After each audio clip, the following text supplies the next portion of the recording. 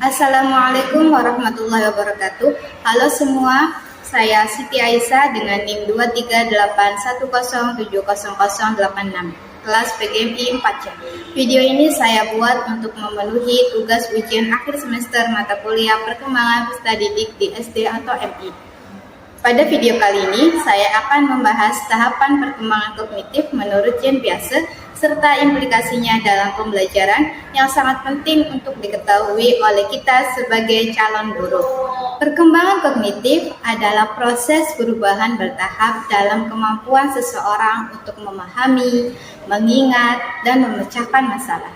Menurut Piaget, perkembangan ini bukan hanya soal bertambahnya pengetahuan, tetapi bagaimana struktur berpikir anak berubah secara kualitatif seiring bertambahnya usia. Setiap anak akan melalui tahap perkembangan tertentu yang bersifat tetap, berurutan, dan tidak bisa dilompati, karena tahap selanjutnya sangat bergantung pada tahap sebelumnya. Ada 4 tahap perkembangan kognitif menurut Jean Piaget yang dilewati oleh setiap anak, yaitu tahap pertama, tahap sensori motor, usia 0-2 tahun. Yang kedua, tahap pra-operasional, yaitu usia 2-7 tahun. Yang ketiga, tahap operasional konkret, yaitu usia 7 tahun sampai 11 tahun. Dan yang terakhir, tahap operasional formal, yaitu usia 11 sampai dewasa.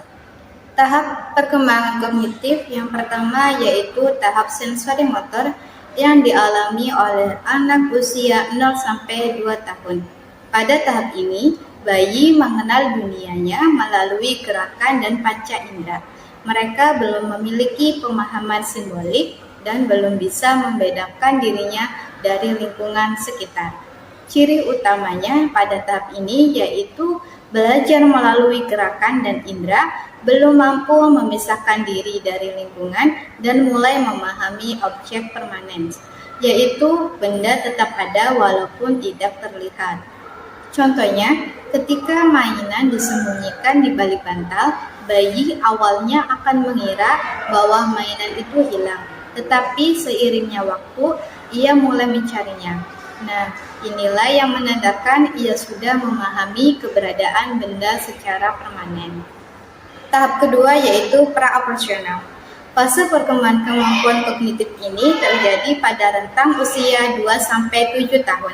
Pada tahap ini, anak mulai mampu menggunakan simbol untuk mewakili objek seperti gambar, bahasa, atau gerakan. Tetapi meskipun sudah bisa berpikir secara simbolik, logika mereka masih sangat terbatas dan dipengaruhi oleh persepsi. Ciri-ciri perkembangan pada tahap ini yaitu egosentrisme, yaitu anak sulit memahami sudut pandang orang lain.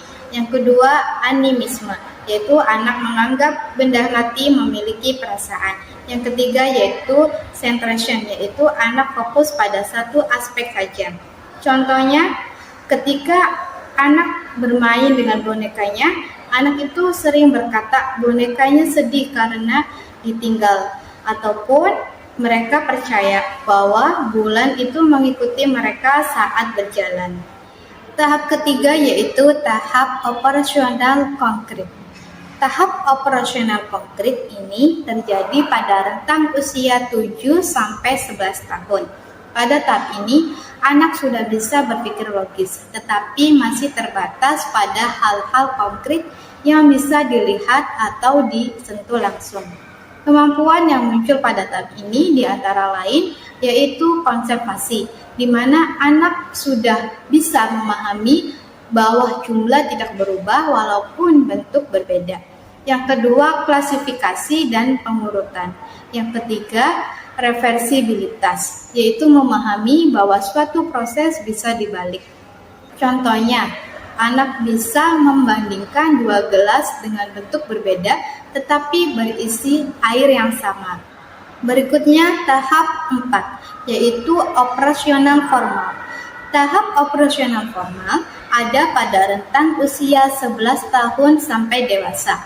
Pada fase ini dikenal juga dengan masa remaja, di mana pada tahap ini remaja mulai mampu berpikir abstrak, logis, dan sistematis. Mereka bisa mempertimbangkan berbagai kemungkinan, membuat hipotesis, dan menyusun argumen berdasarkan teori atau nilai tertentu.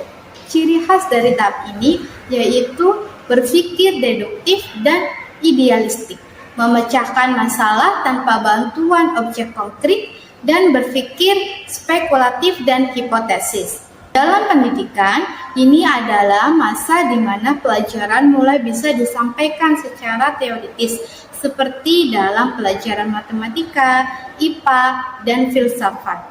Yang terakhir yaitu implikasi bagi guru dalam pembelajaran. Sebagai calon pendidik, memahami tahap perkembangan kognitif anak bukan hanya penting, tetapi wajib. Kenapa? Karena strategi mengajar yang tidak sesuai dengan tahap berpikir anak bisa membuat mereka bingung, bosan, atau bahkan kehilangan semangatnya untuk belajar.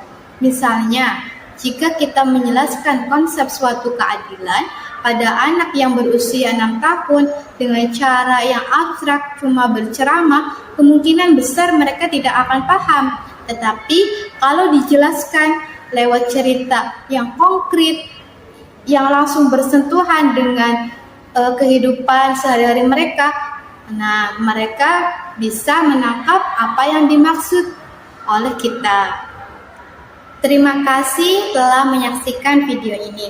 Semoga bermanfaat dan bisa menjadi bekal kita bersama dalam memahami peserta didik di masa depan.